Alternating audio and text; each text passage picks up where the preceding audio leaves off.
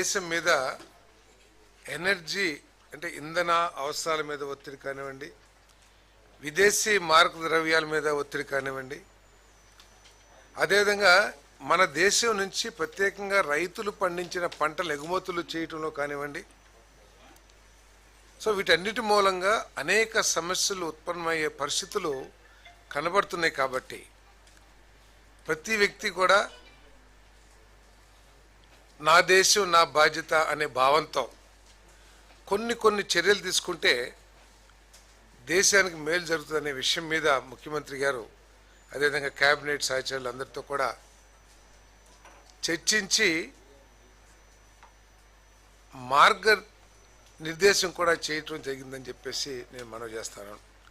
ప్రత్యేకంగా ప్రజలకు చెప్పే ముందు ప్రజాప్రతినిధులు, రాజకీయ నాయకులు అంటే శాసనసభ్యులు, ఎంపీలు, అందరూ మంత్రులు, అదేవిధంగా ప్రభుత్వ సంస్థల్లో అధికారులు కొన్ని చర్యలు అంటే ప్రజలను కూడా మోటివేట్ చేసే విధంగా కొన్ని చర్యలు తీసుకుంటే బాగుంటుంది. అదేవిధంగా ప్రజలను కూడా మోటివేట్ చేసి వాళ్ళు కూడా కొన్ని పొదుపు చర్యలు తీసుకుంటే బాగుంటుందని చెప్పేసి మరి ముఖ్యమంత్రి గారు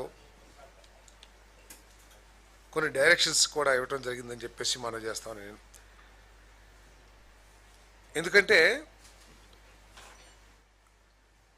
అనేక రకాల ఒత్తిళ్లు అన్ని రాష్ట్రాలు దేశం ఎదుర్కోబోతుంది. ఎందుకంటే మన agriculture products, for example banana కానివ్వండి, లేకపోతే అనేక హార్టికల్చర్ పంటలు కానివ్వండి, ప్యాడీ కానివ్వండి, లేకపోతే అనేక రకాల పంటలు ఎగుమతులు చేయిస్తాం. ప్రస్తుత యుద్ధ వాతావరణంలో ఎగుమతుల మీద ఒత్తిడి పడే పరిస్థితి ఉంది, ఎగుమతులు కాకపోవటం కానివ్వండి.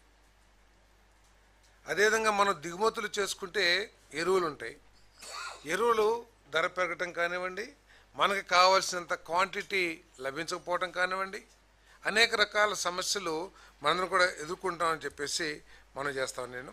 మరి అదేవిధంగా gas imports, fuel imports, petrol, diesel, petroleum ఇవన్నీ ఇంపోర్ట్స్ అన్నీ కూడా తగ్గే పరిస్థితులు ఉన్నాయి. కాబట్టి ఏం చేయాలని చెప్పేసి ముఖ్యమంత్రి గారు కొంత దిశానిర్దేశం చేయటం కూడా జరిగిందని చెప్పేసి మనం చేస్తున్నాం. దీంట్లో ముఖ్యంగా ఈ ప్రజాప్రతినిధులు